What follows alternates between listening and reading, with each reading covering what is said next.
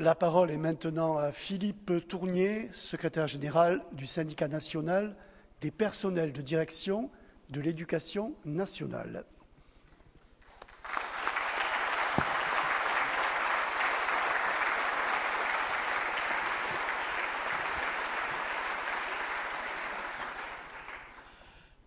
Mes chers amis, mes chers camarades, l'architecture de cette salle et sa configuration fait que j'ai failli commencer par oyez, oyez, Milord et Miladies, honorables députés du SNP2N. Et par respect pour l'actualité et malgré l'ambiance des conclaves médiévaux, je ne ferai pas mon propos en latin. Il y a 3 ans, le congrès de Lille s'ouvrait au lendemain de la victoire de François Hollande aux élections présidentielles. La jeunesse et l'éducation étaient les priorités mises en avant, et une refondation de l'école était non seulement annoncée, mais avait été préparée comme rarement. Dans un contexte budgétaire difficile, très menaçant, l'annonce de la création, ou plutôt de la recréation de 60 000 postes était un effort considérable, d'ailleurs en voie d'être réalisé, et que seuls des personnels de l'éducation nationale aujourd'hui semblent dédaigner. Ces postes ont permis la remise en place d'une véritable formation des enseignants, même si on peut considérer qu'aujourd'hui, les SP consacrent une grande partie de leur énergie à de byzantins problèmes internes de pouvoir. Ces créations ont aussi mis en avant les difficultés de recrutement, liées à des modes de gestion archaïques des ressources humaines, à commencer par le recrutement lui-même, et à l'absence de perspectives de carrière pour les enseignants, ce qui peut-être, plus que les rémunérations, fait fuir aujourd'hui les diplômés. Pour le reste, jusqu'il y a peu, c'était une refondation, à vrai dire, un peu indolente, surtout animée par le psychodrame des rythmes. Il ne nous a pas concernés au premier chef, mais il témoignait des difficultés face au changement quand l'arrogance des uns percute l'immobilisme des autres. Hors de l'enseignement prioritaire, il ne se passait à peu près rien dans nos collèges et nos lycées. C'était le regretté train-train. Mais voici qu'est annoncée une bien timide réforme des collèges, et voilà l'école tout d'un coup emportée dans une tourmente qui pose au moins 2 questions. La première est pas tellement le classique « peut-on réformer l'école ?», mais plutôt « est-ce que le pouvoir politique est en capacité de conduire un quelconque changement dans l'éducation ?» La seconde est à écouter les débats d'aujourd'hui. Et hormis pour l'enrôler comme argument suprême aux affirmations les plus invérifiables, les éducateurs sont-ils vraiment intéressés par la question du traitement des inégalités à l'école, ou l'ont-ils déjà, au fond, admise comme un mal contre lequel ils ne peuvent rien? Au moment où s'ouvre ce congrès, c'est non seulement une France, mais aussi un système éducatif ravagé par leurs propres démons qui seront l'arrière-plan de nos débats. Alors, mon propos va être ce qu'on appelle dans la tradition syndicale un complément au rapport d'activité. Je ne reprendrai pas l'ensemble du rapport d'activité déjà soumis au vote des militants. Il portera simplement sur 2 points, donc certaines questions ne seront pas traitées. Le premier portera sur que nous enseigne ce tohu-bohu autour de la réforme du collège et que nous dit-il de l'état du monde scolaire et de ses rapports avec la société. Et le deuxième s'attardera sur le sens de l'action syndicale dans un monde marqué, monsieur le vice-président l'a évoqué, par de très brutales évolutions idéologiques qui, qu'on ne le veuille ou pas, vont modifier la donne. Alors le premier point, donc, qu'est-ce que ce tohu-bohu autour de la réforme du collège peut bien nous dire de l'état de l'école aujourd'hui? Alors le constat, tout le monde le connaît, d'ailleurs tout le monde est à peu près d'accord. On assiste à une médiocrité déclinante des résultats français dans les enquêtes internationales, tout récemment pour les mathématiques. Et la raison de ce déclin n'est pas du tout liée au fait que le niveau de tous les élèves déclinerait, mais que, grosso modo, depuis le début du XXIe siècle, l'école en France transforme 3 élèves moyens en un bon élève et 2 élèves en difficulté. Et qu'effectivement, on assiste à une espèce de radicalisation générale de l'organisation scolaire. D'un côté, une population effectivement grandissante de très bons élèves, et de l'autre côté, une population qui grandit 2 fois plus vite d'élèves décrocheurs, puisqu'on atteint quand même presque plus d'un élève sur 4 au collège qui ne maîtrisent pas les fondamentaux de l'expression en français. De plus, là aussi c'est connu, mais on le connaît depuis longtemps, c'est que cette radicalisation des performances scolaires se fait sur fond des inégalités sociales. C'est aujourd'hui répété sans cesse, mais ça ne semble pas beaucoup émouvoir finalement, le pays de l'OCDE où les origines sociales marquent le plus le destin scolaire, plus quand même que les Anglais et les Américains, qui eux n'écrivent pas égalité au fronton de leurs écoles. À cela s'ajoute un autre phénomène qu'a mis en avant notamment des incidents qui ont pu avoir lieu lors de la minute de silence après les attentats contre Charlie Hebdo, mais aussi les journées de retrait de l'école, à savoir une espèce de sécession intérieure sur laquelle il ne faut pas dissimuler, mais Gilles l'a évoqué en ce qui concerne les quartiers nord de Marseille et sud d'Avignon, une espèce de sécession intérieure d'une partie de la population scolaire par rapport aux valeurs de l'école. Donc, tout le monde était à peu près d'accord sur l'idée qu'il fallait faire une réforme et qu'une réforme était urgente, mais jusqu'à cette étape, en général, il n'y a pas de problème. Donc une réforme est annoncée, un peu brutalement, je reviendrai, qui, entre nous, est pour l'essentiel l'achèvement de la précédente. Les EPI ressemblent quand même un peu beaucoup aux IDD, et ce qui frappe d'ailleurs de façon générale, mais pas simplement pour la réforme du collège, je pense aussi sur l'enseignement prioritaire, c'est finalement l'absence totale d'idées nouvelles depuis les années 1980. On n'en finit pas de vivre sur le stock Savary. Donc peu d'idées nouvelles, donc finalement peu de réponses aux problèmes d'aujourd'hui du collège. On répondait parfaitement à ce qu'il aurait fallu faire, mais ça on sait bien faire en général. Il n'y a pas que pour les guerres, et aussi pour les réformes scolaires, on répond parfaitement à la fois d'avant. Étaient repris en plus quelques idées que nous avions beaucoup soutenues lors de la réforme du lycée, notamment sur 3 heures laissées à la disposition des collèges, 3 heures par classe. Ce n'est quand même pas négligeable et ça change quand même beaucoup la donne pour les collèges. Désormais, les marges de manœuvre, c'est pas ce qui reste, mais on commence par ça. Bon, ce qui change tout de même un tout petit peu les choses, surtout que les collèges étaient beaucoup plus que les lycées soumis à de terrifiants effets de seuil. C'est d'ailleurs essentiellement cette proposition de moyens laissés à la disposition des collèges qui explique pourquoi le SNP2N a finalement voté oui à la réforme du collège au Conseil supérieur de l'éducation, car sur le reste du projet, nous penchions plutôt pour l'idée d'une abstention. D'ailleurs, on ne peut pas dire que cette réforme soulève ni grand enthousiasme, ni d'ailleurs grande aversion de la part de nos collègues, une sorte d'indifférence un peu désabusée et déçue surtout. Et ce qui domine aujourd'hui, d'ailleurs, quand on va sur le site du syndicat, sur le forum, personne n'échange sur la réforme du collège, et dans les différentes remontées des académies pour la préparation de ce congrès, il y a eu des propos sur le collège en général, mais pas particulièrement sur cette réforme. Alors, cette réforme s'est faite dans le cadre de négociations, de discussions, à vrai dire, un peu précipitées. En effet, c'est là que l'on voit combien les fondamentaux sont en recul. Figurez-vous qu'on vient seulement de réaliser que 2012 plus 5, ça faisait 2017. Et qu'effectivement, si la réforme n'était pas lancée maintenant, elle ne pourrait pas être prête pour la rentrée 2016. D'où sans doute, d'ailleurs, des précautions élémentaires qui n'ont pas été prises. Un grand syndicat de l'enseignement secondaire, qui n'appartient pas à notre fédération, ni à la CFDT, avait d'ailleurs, dans un premier temps, une attitude beaucoup plus nuancée que celle d'aujourd'hui. Beaucoup plus nuancée que celle d'aujourd'hui. Je rappelle d'ailleurs que cette organisation s'est abstenue lors de la présentation du projet du socle commun au CSE, et dans sa langue, abstention, ça veut dire oui. Donc il y avait effectivement, plutôt sans doute l'idée de se dire que mieux valait peut-être une réforme aujourd'hui qu'une réforme, par exemple, en 2018.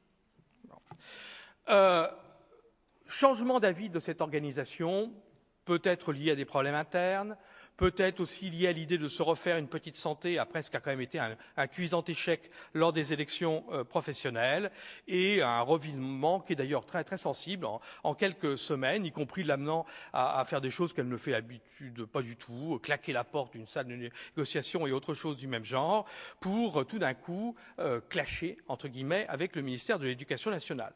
Le clash, au début, est porté sur l'autonomie des établissements, qui est d'ailleurs passé aujourd'hui dans un deuxième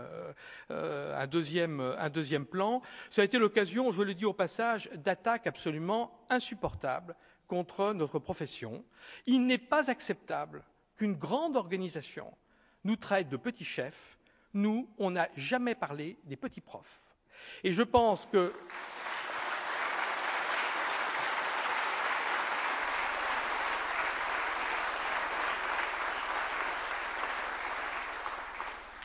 D'abord parce que n'oublions pas que nos collègues professeurs, même si eux l'oublient, sont des cadres du système éducatif, comme nous, même si nous assurons la conduite des établissements, et je pense qu'on ne peut pas travailler de cette façon-là. Nous pensons au contraire, et nous le réaffirmons à cette occasion, que non pas l'autonomie, mot biaisé, mais plutôt la responsabilité confiée aux établissements est effectivement une idée progressiste. Et c'est le chemin paradoxal, peut-être, en première apparence, vers plus d'égalité. Le pilotage par l'État du système éducatif, si on veut lutter contre les inégalités, doit être un pilotage par les contenus et par les règles de certification. Mais le détail de l'organisation pédagogique relève d'abord des initiatives locales. Or, trop souvent, et encore dans cette réforme, on commence par discuter de l'organisation, on commence par discuter du nombre d'heures, on commence par discuter des EPI avant de savoir ce qu'on veut enseigner aux élèves et avant même de connaître les programmes. J'en prends un exemple. Il y a eu d'exaltantes discussions sur les horaires de LV1 en 6e. C'est passé de 3 heures à 3h30, à 4 heures. Pourquoi 3 heures? Pourquoi 3h30? Pourquoi 4 heures? Personne ne le sait trop. Parce qu'en réalité, ce qui compte, ce n'est pas le nombre d'heures que vont avoir les élèves, c'est qu'est-ce que la petite Sophie, qu'est-ce que le petit Mourad, qu'est-ce que la petite Xou, qu'est-ce que le petit Kevin sauront à la fin. Que maîtriseraient-ils de l'anglais à la fin de leur année de 6e? Savoir comment on va s'organiser pour qu'ils acquièrent ce qui est demandé dans le socle commun de connaissances, ce que décline le programme du collège, ça c'est quand même l'affaire plutôt de leurs professeurs et des établissements qui les accueillent. Une chose est certaine, en faisant semblant de faire la même chose partout dans des conditions inégales. Et je ne parle pas simplement des conditions sociales inégales. Je parle simplement que la 6e 1 va avoir Monsieur X et que la 6e 2 va avoir Madame Y. Effet inégalitaire dont on ne parle jamais dans le système éducatif. Jamais. Les inégalités liées au fait d'avoir eu tel ou tel professeur seraient, d'après certains sociologues de l'éducation, équivalentes aux inégalités liées aux origines sociales. Donc on est certain qu'en faisant la même chose partout, sans tenir compte d'aucune manière des conditions dans lesquelles les choses se passent, on arrivera à un résultat inégalitaire. Je dirais d'ailleurs, si j'ose dire un peu cyniquement, que ça au moins, c'est un objectif atteint. L'égalité, effectivement, est sans doute la vraie question aujourd'hui du collège et du système éducatif en France. La réforme qu'on nous propose, et je suis désolé de le dire, n'est ni plus inégalitaire, ni plus égalitaire que la situation actuelle. Et le collège 2016, dans 10 ans, s'il est développé tel qu'il est prévu, nous aurons à peu près la même chose, et tous les PISA, tous les 3 ans, on se lamentera, mais ça ne dure pas trop longtemps. Ça dure d'ailleurs de moins en moins longtemps. Donc cette réforme tient peu en compte la question de l'égalité. Bon, y compris par son approche très formaliste de l'organisation de la scolarité. Je dirais même pire, une expédition punitive contre les langues anciennes ou les classes bilingues ne réglera pas la question de l'égalité. Bien sûr, nous savons tous que pour des raisons culturelles et sociologiques, les langues anciennes, les classes bilingues, les sections européennes regroupent un certain type d'élèves qui correspondent à un certain type de catégorie sociale. Mais il ne suffit pas que tout cela disparaisse pour que, par enchantement, l'égalité se mette à régner. Au fond, il n'a pas suffi que le 4 août, on supprime les titres de noblesse pour que la société française soit une société égalitaire. Pourquoi? Parce que l'inégalité n'est pas une dynamique de l'école, elle est une dynamique de la société. Et la société peut se trouver n'importe quel point de fixation. Pourquoi pas les EPI, par exemple? Les EPI peuvent être demain ou après-demain, effectivement, une source d'inégalité entre les élèves, ne fût-ce qu'au passage, parce qu'ils font massivement appel à des compétences qui ne sont jamais enseignées à l'école et dont on ne dit jamais où les élèves pourront-ils bien les acquérir. Je pense donc que la vraie question, la vraie réforme du collège, c'est la réforme du programme, je dis bien du programme et pas des programmes, du programme et la réforme de l'évaluation. Alors, bien sûr, il y a eu le travail du CSP. Je tiens ici d'ailleurs à saluer publiquement la qualité et le sérieux du travail du CSP. Outre que ça nous change un peu de temps en temps, le CSP fait des projets, ces projets sont mis en discussion. Pour le socle commun, le CSP a véritablement revu son travail et quand on regarde de près sa composition, on peut dire que ce CSP reflète l'ensemble des sensibilités pédagogiques qui existent dans le système éducatif. Donc son travail concernant le socle commun et son travail sur le programme de la scolarité obligatoire est une façon de faire qui est tout à fait exemplaire. Alors évidemment, nous l'avions signalé, mais ça ne semblait pas beaucoup émouvoir, qu'en faisant tout en même temps, on allait tout brouiller. Le souhait du SNP2N était qu'on discute d'abord du socle commun, puis qu'on trouve un consensus sur les programmes, et puis qu'éventuellement après, on discute de la façon dont on mettrait en œuvre ce programme. Bon, on fait tout en même temps, on commence par discuter de l'organisation avant de savoir quel est le contenu du programme, on lance la consultation sans tenir compte aucunement de ce qui se passe, la consultation sur les programmes au milieu quand même du tohu-bohu sur la réforme du collège, et on brouille un peu plus tout, sans compter évidemment les inévitables polémiques sur l'histoire, mais on aurait été très déçus que ces polémiques n'existent pas sur les problèmes intarissables autour du roman national. Je vous avoue que tous ces débats sophistiqués, quand on pense qu'un élève sur 4 a de la peine à écrire une phrase correctement, laissent particulièrement rêveur. D'ailleurs, parmi les regrets les plus vifs que nous avons concernant cette réforme du collège, c'est la étrange façon dont sont traités les sixièmes. Les sixièmes ont été rattachés au cycle 3. Quand on regarde l'organisation des sixièmes, on se demande pourquoi ils sont rattachés au cycle 3.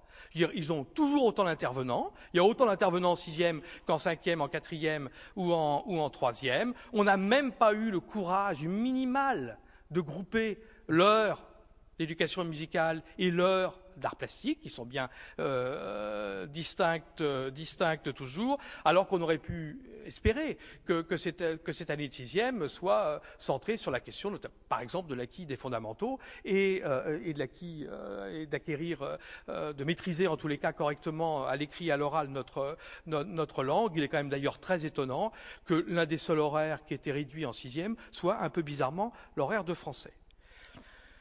Mais cette pénible impression, il faut le dire parfois, d'improvisation, tâtée de temps en temps d'arrogance en ce qui concerne la décision politique, semble hélas devenu le style de l'époque. Je pense à la mise en place de la loi ESR sur les conventions entre le post-bac de lycée et les universités, l'affaire du traitement de la date du 15 janvier, vous savez, la date butoir à laquelle les élèves de classe préparatoire doivent être inscrits à l'université. Sinon, écoutez, messieurs les proviseurs et mesdames les proviseurs, débrouillez-vous. C'est-à-dire qu'on n'avait effectivement rien prévu. Et puis, improvisation un peu ahurissante concernant les IMP. Enfin, je veux dire, les IMP, c'est quand même, on en parle depuis longtemps. C'est quand même pas un texte très compliqué. Bon. On a réussi d'ailleurs à rendre incompréhensible, embrouillé et compliqué à gérer des choses qui, à l'origine, étaient simples, pas de souci. Donc, c'était bien une production de chez nous. Voici donc l'école, priorité de la nation, livrée à ses pires démons, divisée, affaiblie durablement aujourd'hui par ces divisions, par l'incapacité à y conduire le changement, par l'incapacité à y avoir de débats nouveaux ou à avoir des idées nouvelles. De temps en temps, comment ne pas avoir un tout petit peu honte du spectacle donné ces dernières semaines ?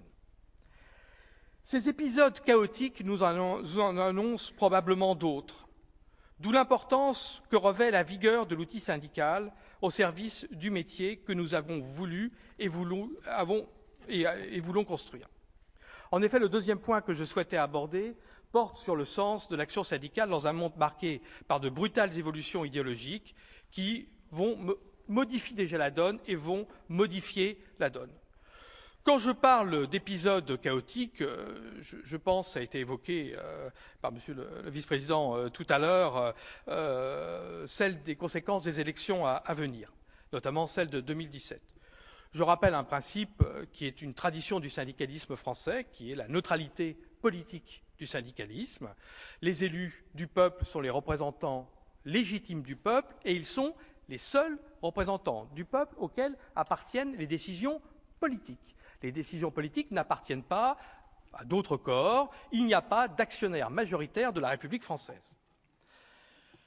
Ceci dit, la légitimité électorale qui domine normalement dans la démocratie politique ne résume pas la démocratie politique, la démocratie.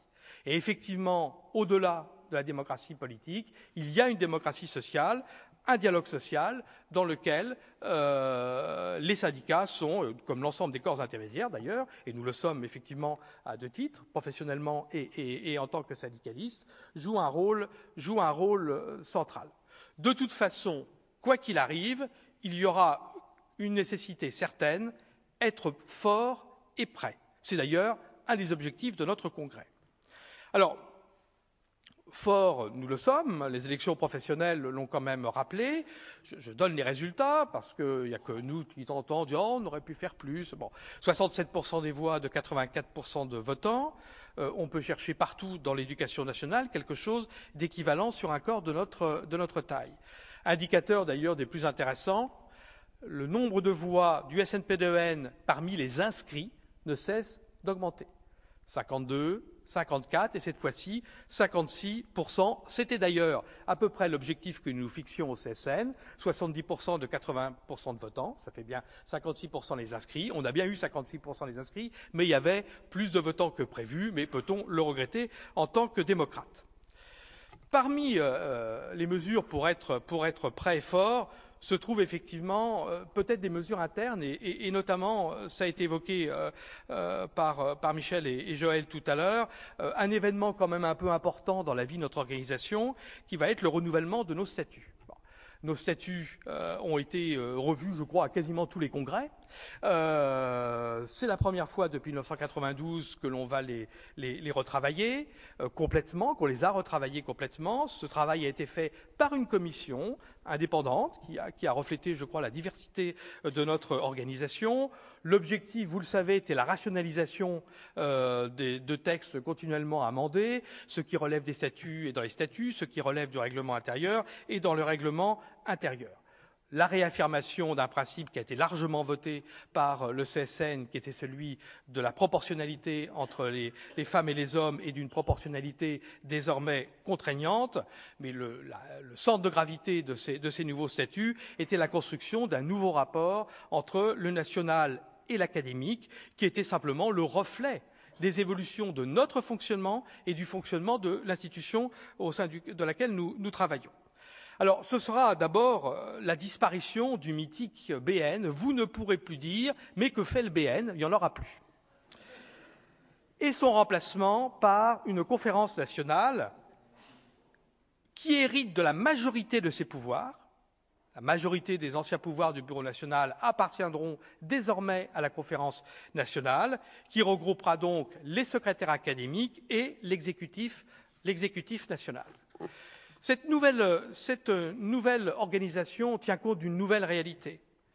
Ce qu'on peut obtenir au niveau national est évidemment une condition préalable nécessaire, mais qui aujourd'hui n'est clairement plus suffisante. Les académies font de temps en temps quand même un peu ce qu'elles veulent. Le ministère de l'Éducation nationale semble avoir assez peu de moyens de les faire obéir. Et la plus grande partie de nos collègues vivent dans une réalité dont la plus grande partie est en fait une réalité de construction académique. Mais avec derrière, effectivement, un arrière-plan national. On s'aperçoit d'ailleurs, quand grâce au Bureau national élargi au SA, qui est une sorte de matrice de ce que sera la future conférence, comment à la fois on ne vit pas tous dans la même réalité académique, mais comment les académies sont quand même les bancs d'essai de nouvelles normes qui finissent par se répandre un peu partout et parfois face auxquelles on ne réagit pas assez en amont parce que tout simplement c'était dans une académie que les choses se faisaient et non pas directement quelque chose annoncé au niveau national. Bref, il faut marcher sur deux jambes, comme disait le grand timonier, je dirais même sur trois jambes, car je voulais ajouter la jambe financière. Il est d'ailleurs assez singulier comment, dans une assemblée largement composée d'ordonnateurs scrupuleux, la question des finances syndicales n'a jamais fait l'objet d'un véritable débat. Alors ça a été le cas au CSN. Il faut le rappeler clairement que des finances saines pour un syndicat, c'est comme des finances saines pour un pays, c'est la condition première de l'indépendance de l'action. Vous savez que nous sommes soumis, comme toutes les organisations syndicales, de la fonction publique à ce qu'on pourrait appeler une espèce de crise des ciseaux, décidément, après Mao Tse-tung, Lénine, une sorte de crise des ciseaux qui découle d'une part du blocage du point d'indice sur lequel sont calculées les cotisations et du fait que les prix, eux, ne sont pas calculés sur le point d'indice. Bon. Donc, un certain nombre de mesures ont déjà été prises. L'objectif est de revenir à un équilibre structurel de nos finances syndicales, sans se livrer à une espèce de RGPP décousu où on supprimerait tout et n'importe quoi pour retrouver rapidement une situation équilibrée. L'un des objectifs, quand même, est un objectif d'action syndicale. Il nous faut reconstituer des réserves. Pourquoi ? Parce qu'une organisation syndicale qui, peut-être, un jour, aurait besoin de mener une action particulière, a bien sûr besoin de la mobilisation des militants et des adhérents. C'est la première des conditions, mais nous savons tous, en gestionnaires réalistes, que ce n'est pas la seule condition de la réussite et que quelques réserves financières derrière, pour financer les transports, pour financer de la communication, sont des éléments décisifs au succès, par exemple d'une manifestation ou de quelque chose que nous pourrions être amenés à conduire plus tard. Le syndicat que nous voulons fort, et il faut le rappeler, puisque je parlais tout à l'heure des fondamentaux, est fondamentalement au service de ses adhérents, de la profession, de nos carrières et de nos rémunérations. Alors, c'est vrai que le contexte budgétaire et financier n'est pas des plus propices. Bon, même nous avons beaucoup de travail, on peut quand même suivre un peu l'actualité, et on voit que la situation est quand même difficile. Bon. Notre pays, vous le savez, a quand même un niveau d'endettement qui est devenu extrêmement important, des déficits qui sont devenus structurels. Alors, bien sûr, les États ne sont pas des ménages. Bon. Enfin, chacun comprend, et j'ai pris cet exemple à CSN dernier, qu'emprunter pour acheter une maison, une voiture, d'accord. Emprunter pour faire un voyage ou une fête, pourquoi pas, mais pas trop souvent. Mais emprunter tous les jours pour acheter son pain, il y a un problème. Bon. Or, c'est un peu la situation dans laquelle, effectivement, se trouve aujourd'hui notre État. Une des conséquences, c'est que ces déficits chroniques nous amènent à prélever quotidiennement des milliards sur les marchés financiers. Donc, finalement, si les services publics fonctionnent en France, la réponse à savoir s'ils fonctionneront ou ils ne fonctionneront pas, ce sont les marchés financiers qui décident. D'ailleurs, les Grecs, les Portugais, les Espagnols en ont fait la cuisante expérience. Je rappelle quand même que les fonctionnaires grecs ont perdu plus du tiers de leur niveau de rémunération et qu'une partie importante de nos rémunérations sont aujourd'hui financées, en fait, par des fonds levés par la France sur les marchés financiers internationaux. Alors, bien sûr, la France, qui fait semblant d'être un bon élève, obtient aujourd'hui des prêts dans des conditions extrêmement avantageuses, quasiment à 0%, qui fait que cette question n'est plus aussi vive qu'elle a pu l'être il y a quelques années. Mais cette question est effectivement aussi une question syndicale. Bon. Et qui rend d'ailleurs difficile une approche syndicale raisonnable, puisqu'à la fois il est normal d'avoir des revendications, puis il est normal aussi de penser que si la satisfaction de ces revendications ne se traduit que par une dépendance plus grande envers les marchés financiers, c'est peut-être pas à long terme un véritable succès. Heureusement, il faut le dire, la Banque centrale européenne, sans le dire, elle, a totalement changé de politique et en fait s'est rallié à la politique menée en Grande-Bretagne, au Japon et aux États-Unis et qui dessert quand même considérablement les contraintes financières et budgétaires sur notre pays. D'une certaine manière, on peut dire que le pire est passé. Évidemment, dans ce contexte, il faut avoir des revendications réalistes, mais le réalisme n'interdit pas d'avoir des revendications, y compris sur les rémunérations et sur les carrières. Alors, Il faut souligner que ces dernières années, on ne portait pas de grand intérêt à l'encadrement. Bon. Pour des raisons idéologico-politiques, on ne distingue pas très bien entre, en gros, l'encadrement et la ligne hiérarchique. Bon. Et que l'encadrement en tant que corps social au sein de l'éducation nationale, mais d'ailleurs de manière assez générale dans la fonction publique, a un peu de peine à être appréhendé ces dernières années. Alors vous savez qu'il y a eu pourtant des discussions sur un grand corps de l'encadrement. Bon. Discussion un peu perdue dans les sables aujourd'hui, notamment parce que moins le rapprochement de nous avec les deux corps d'inspecteurs que le rapprochement des deux corps d'inspecteurs entre eux pose problème. Il y a un certain nombre de pistes qui sont lancées qui sont plutôt véritablement intéressantes.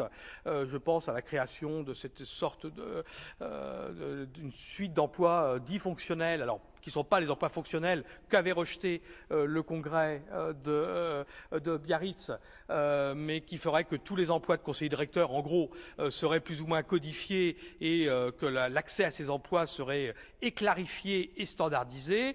Donc tout ça sont des idées qui continuent de circuler, mais on ne peut pas dire que nous ayons aujourd'hui au ministère de l'Éducation nationale une DGRH très créative et très imaginative. On a l'impression d'assister surtout à la restauration de la DPE de la rue de Châteaudun. Ceci dit, malgré effectivement un bilan pas très fun sur ces questions, il est frappant de voir combien nous continuons toujours à tirer avantage de ce que nous avions obtenu. Pendant cette période, les promotions à la hors classe ont augmenté de pratiquement 40%, sans qu'on modifie aucun texte, pour des raisons purement mécaniques. Bon. Et nous avons conservé, parce que tous les corps de la fonction publique ne l'ont pas conservé, nous avons conservé les ratios promouvables que nous avions obtenus et qui sont globalement avantageux.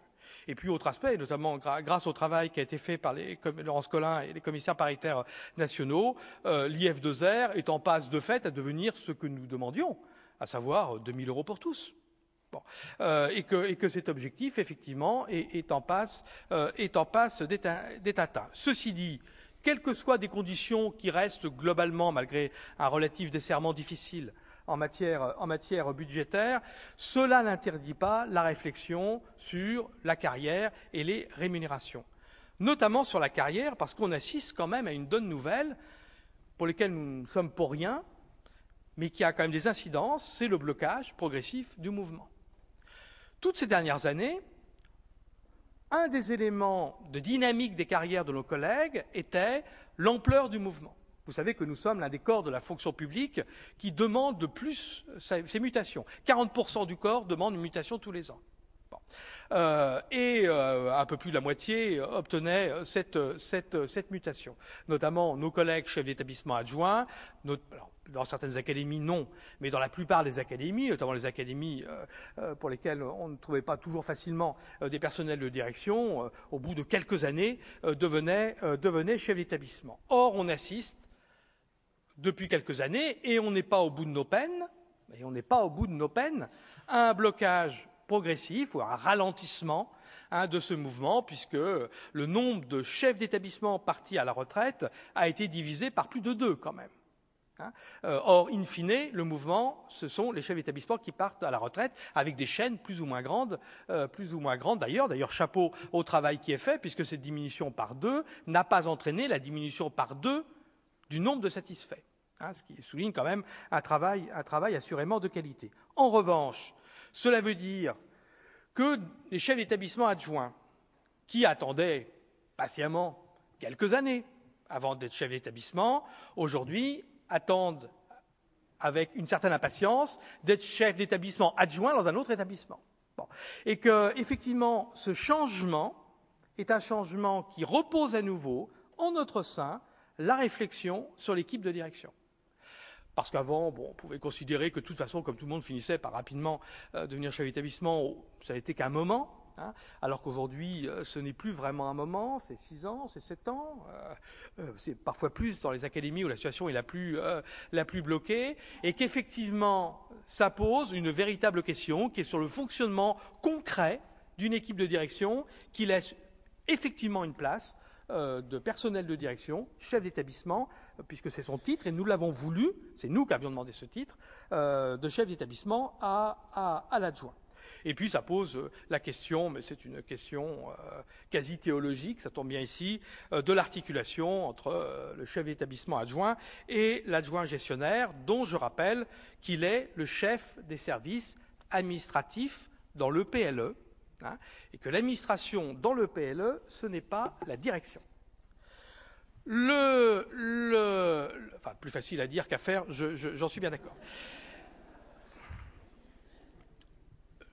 Enfin, il y a la question du métier, de notre métier, j'ai commencé à l'aborder.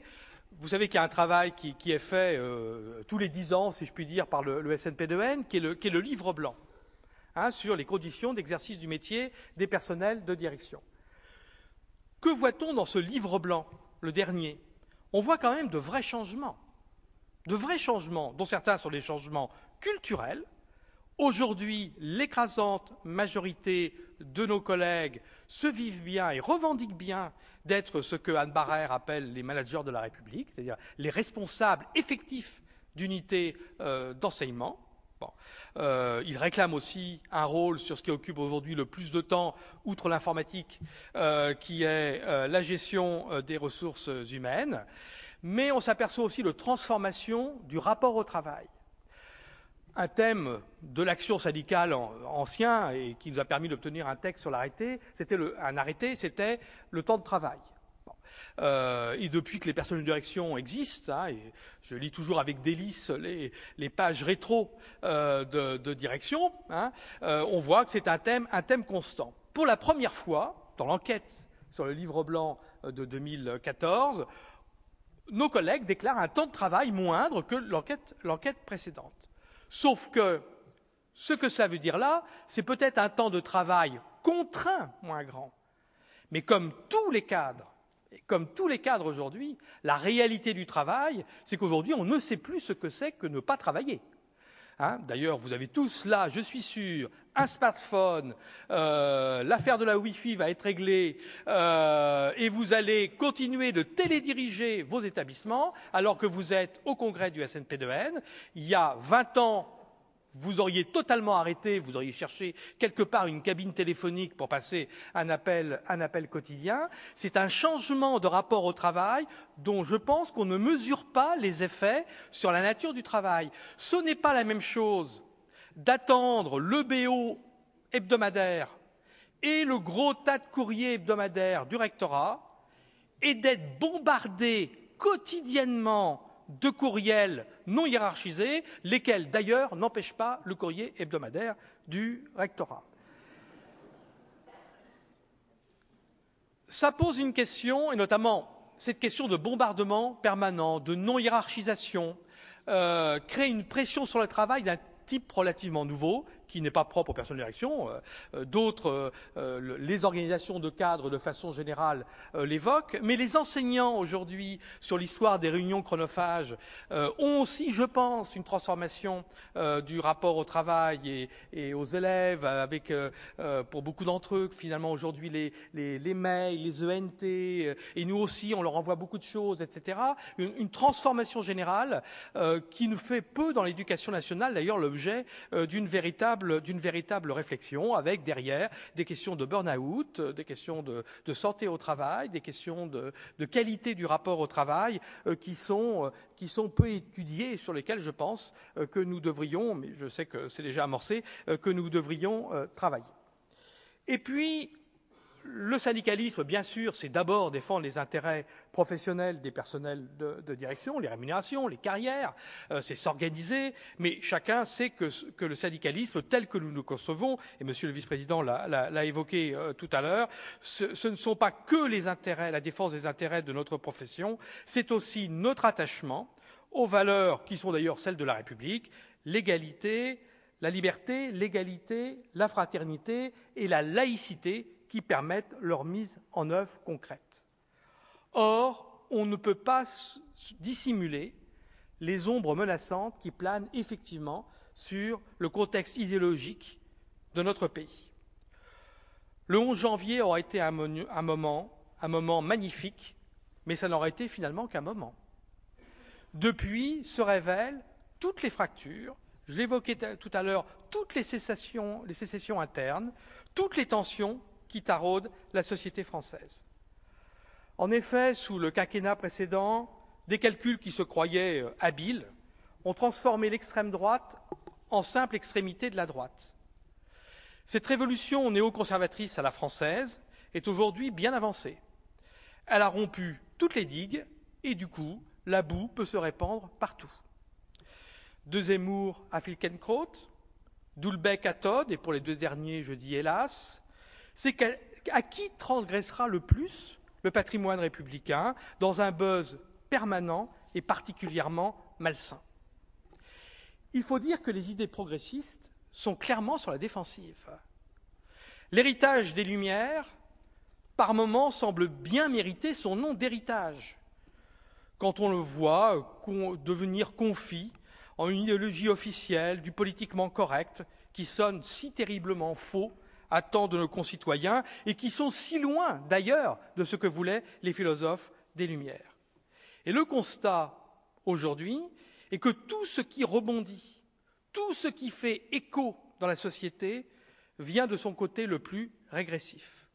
L'initiative des idées dans notre pays aujourd'hui n'est plus à l'initiative des progressistes, et on en a eu l'exemple tout récent du débat biaisé, et alors lui particulièrement malsain, autour des statistiques ethniques. Comment on peut transformer quelque chose qui mérite débat, car à ne jamais compter, on est sûr de ne jamais lutter, mais qui en tous les cas ne doit certainement pas être abordé de la manière dont cela a été abordé. Ça me permet d'évoquer une question qui est la laïcité, car la laïcité est particulièrement emportée dans cette tourmente. En effet, ça a été évoqué, je crois, par Gilles, la laïcité, par moment, est réduite par certains à une espèce de marqueur identitaire du français de souche. Bon. Mais il faut dire que les forces les plus réactionnaires peuvent mettre ma base tout à loisir sur l'idée de laïcité, tant des progressistes naïfs semblent décidés à la leur abandonner. Nous sommes en effet confrontés clairement à une nouvelle offensive qui est liée quand même au contexte international, qu'on le veuille ou qu'on ne le veuille pas.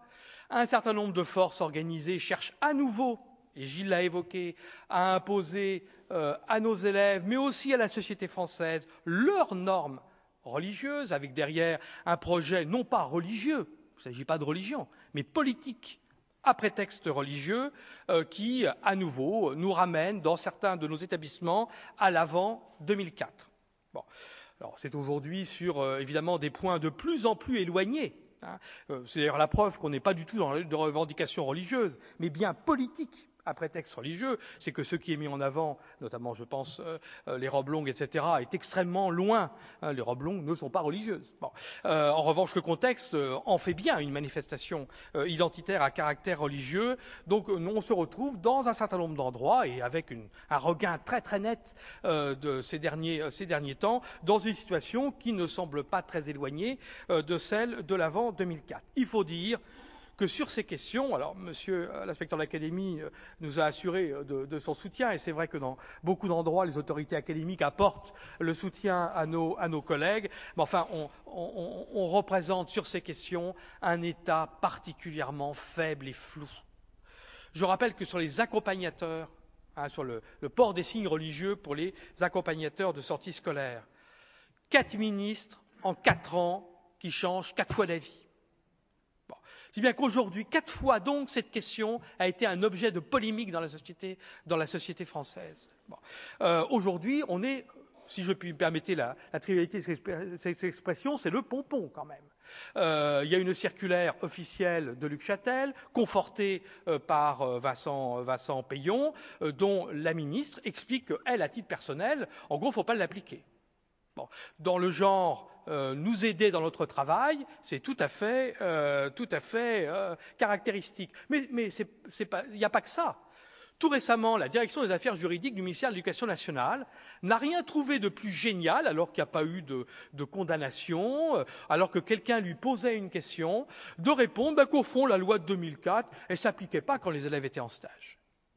C'est-à-dire que, en gros, c'est l'application d'une espèce de désarmement unilatéral sur les questions de laïcité qui tranche bizarrement avec les propos, à l'opposé exagérément martiaux peut-être, du Premier ministre sur ces questions. Mes chers amis, mes chers camarades, j'ai commencé par les fantasmes que soulevait une pourtant bien tiède réforme du collège, pour terminer par la captation et la déformation de l'héritage républicain. Nous vivons, et nous allons encore vivre, une période de profonde transformation, non seulement de la société et l'économie se transforment toujours, mais pour la première fois, depuis les années 60, mais aussi, sur certains aspects, pour la première fois depuis la Libération, de l'univers des idées dominantes et des représentations de la société. L'historien vous dira une période passionnante, le syndicaliste vous dira une période dangereuse. Quel rôle voulons-nous y jouer? Comme éducateurs, comme responsables d'établissement, comme acteurs du système éducatif, comme syndicalistes porteurs de valeurs? C'est tout l'objet de notre congrès. Vive le 11e congrès du SNP2N et vive le SNP2N. Je vous remercie.